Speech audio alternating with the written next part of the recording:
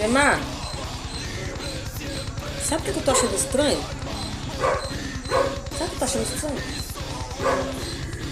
Todo dia eu vou dormir com meu dedo normal, com a minha boca normal.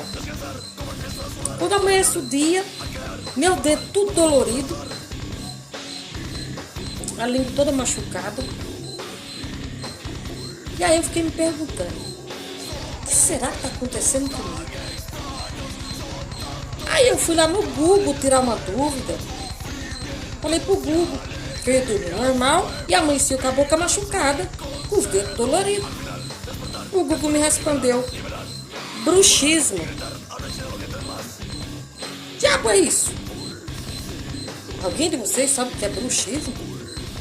A gente entende de bruxa. É bruxismo?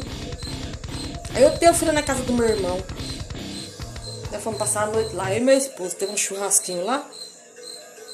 Meu irmão pegou no sono no sofá. Daí ele dormindo e batendo o dedo. Não é que o bruxismo foi parar no meu irmão também? Todos nós com bruxismo. E agora?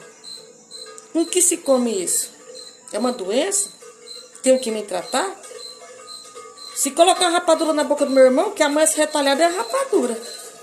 Se eu não me tratar, é a minha língua que vai pro ralo.